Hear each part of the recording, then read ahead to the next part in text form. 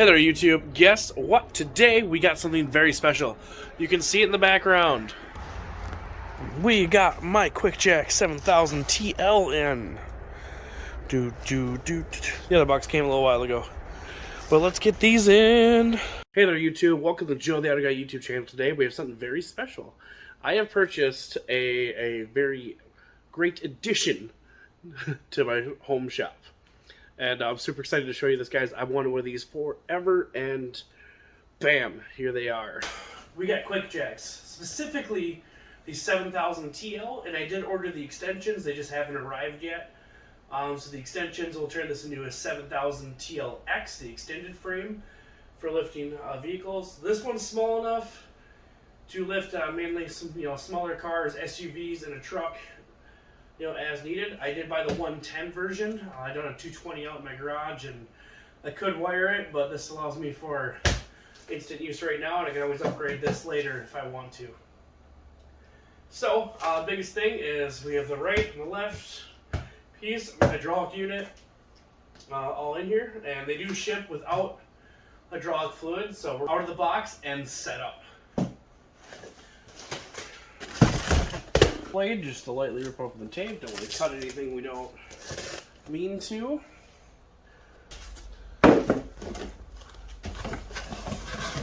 Alrighty.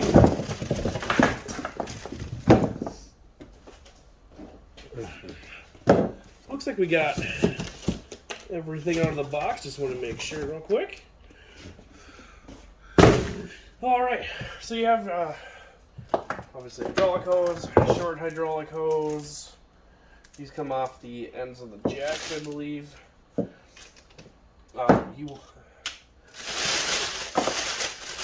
They get shipped without hydraulics, without hydraulic fluid. There should be the hydraulic couplers we have to assemble.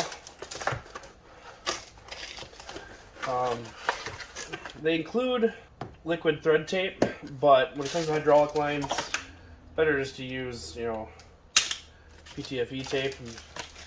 So, alrighty.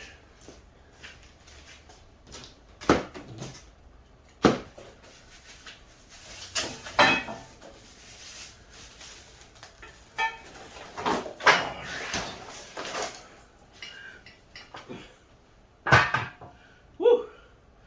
So they got a little weight to them, but they are on rollers to move around.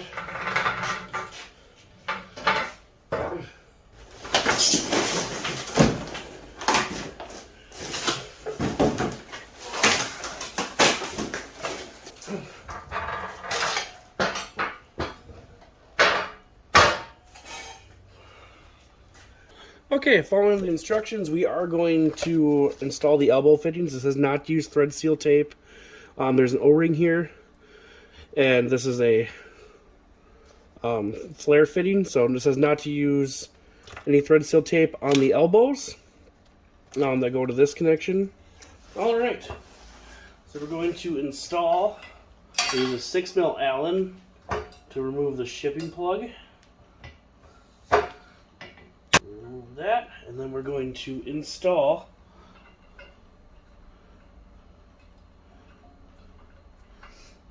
the elbow fitting. It's an 11/16 nut.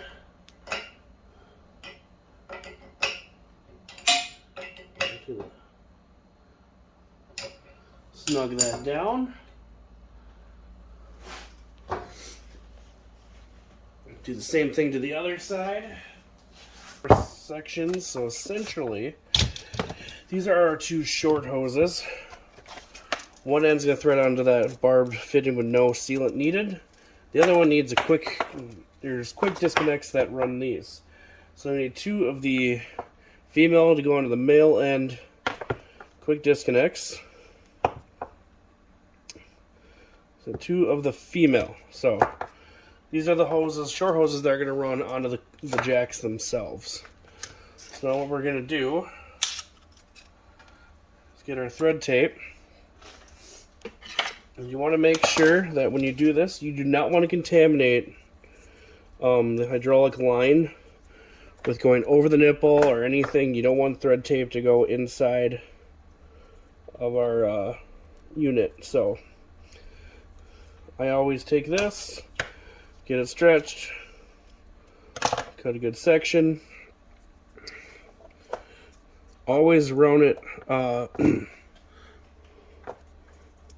really want you guys to see this, so I should be focusing on what you can see.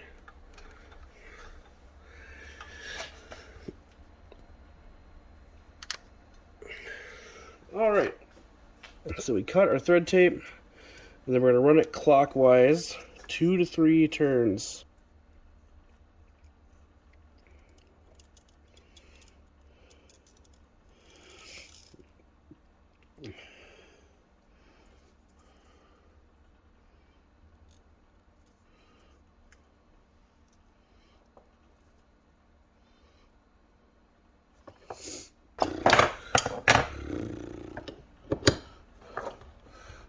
So 7/8 and a 15/16.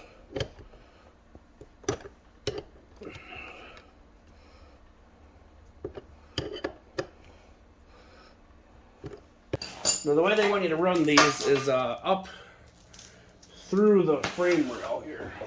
So there's a little space here.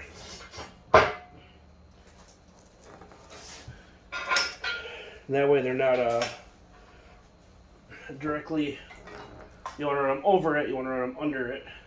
They're shipped empty. There's little air strainer valves. You're supposed to inflate these to 50 psi.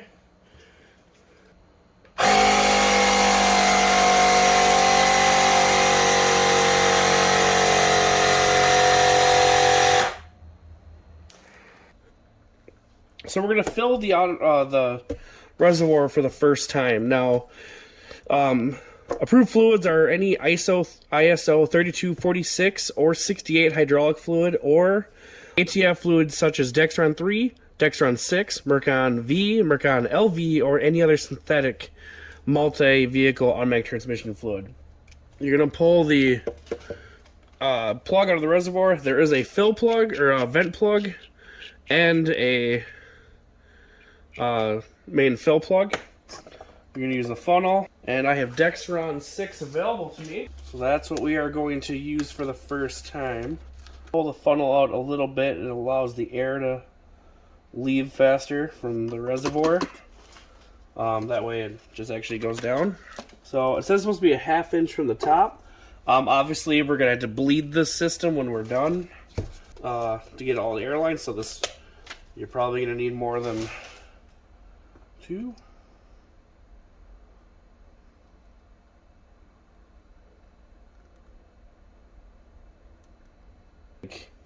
Almost 2 quarts there. I'm just checking the fluid level. Looks like we can take it all. It's tough to say because we're gonna have to top off, I'm assuming, when we're done.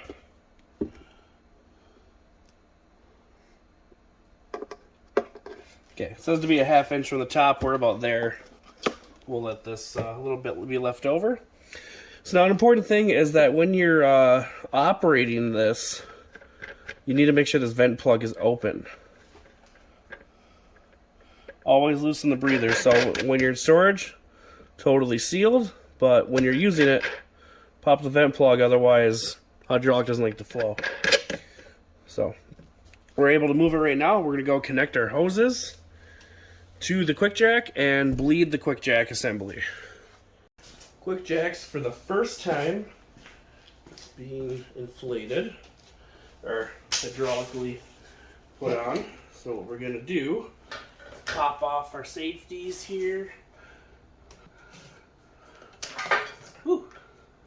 First time's tough.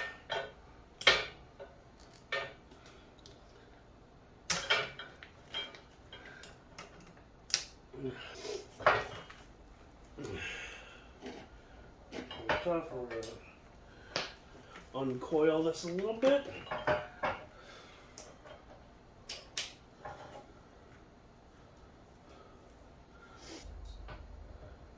two 3/16 Allens.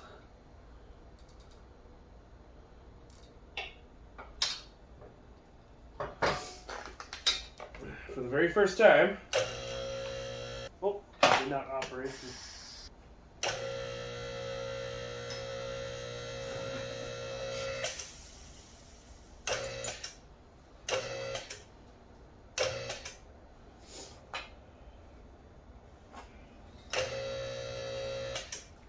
I think that was literally all the air it had.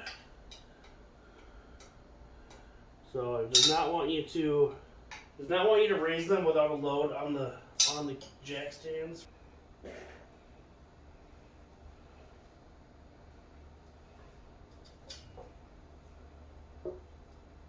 Okay. So now we're going to check the fluid level in our reservoir, because I'm sure it's down, and I didn't even think of that. So that was my bad. Yeah, we definitely aerated the fluid.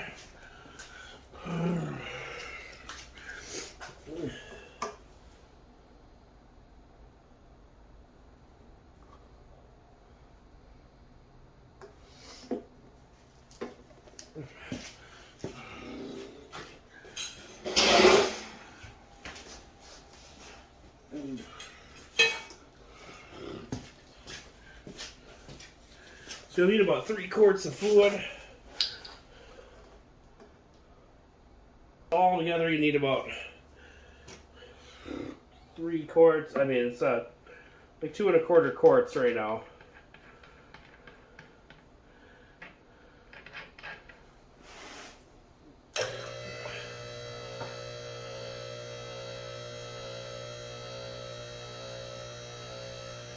So we're going to see if she can go all the way to the second lock this time.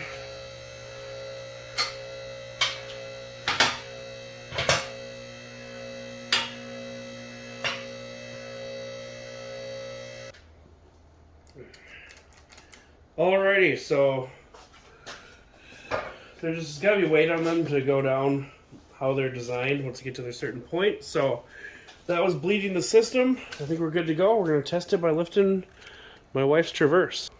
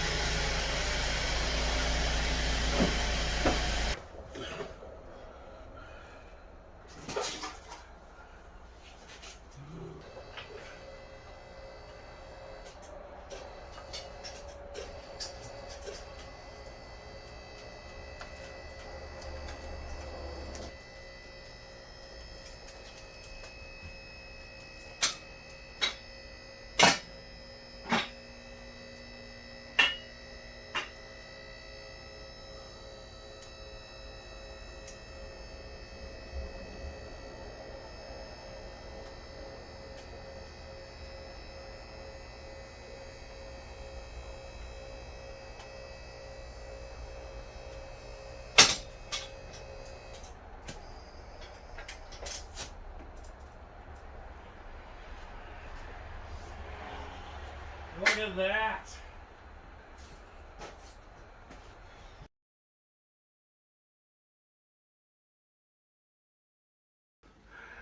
Now the crazy part is I filmed that video 4 years ago. I forgot I ever filmed it. The QuickJacks are still in use behind me. I use them constantly. 4 years of use, really no problems with them. Occasionally I have to fill up the reservoirs to the 50 psi level for the air level. Other than that, I changed the fluid last year on it. No real big pain in the butt. I don't have the truck adapters or anything. I've been able to lift stuff, and they've overall been great. When you're limited on height in the garage, these things are probably your best option. They are mobile. They are got some weight to them. That's obvious, but they have been honestly fantastic, and I'd suggest them. The prices haven't gone up too much in the last couple of years, even with inflation. I got these on sale for about the same price. You can get them on Black Friday deals, or you can actually, I've seen quite a few on Marketplace when people choose to get lifts. Does it replace a full 2-post lift? No. But when you don't have one, and you need to get a vehicle off the ground faster than 4 jack stands and a jack, they've been great. I use them constantly, and they are a staple, and they're pretty much always on the floor ready to go in this small shop space I have. So couldn't recommend them more. And there's a full video here of me putting them together and using them. They've just been great. They never had a car tip off, never had any issues. As long as you follow the directions and follow load capacities and loading and towards the center of gravity and where the motor is going to go. So they're great. Hope you guys like the video of setting them up or seeing if they're right for you. But they've been great. So see you in the next video and seeing a lot more this year.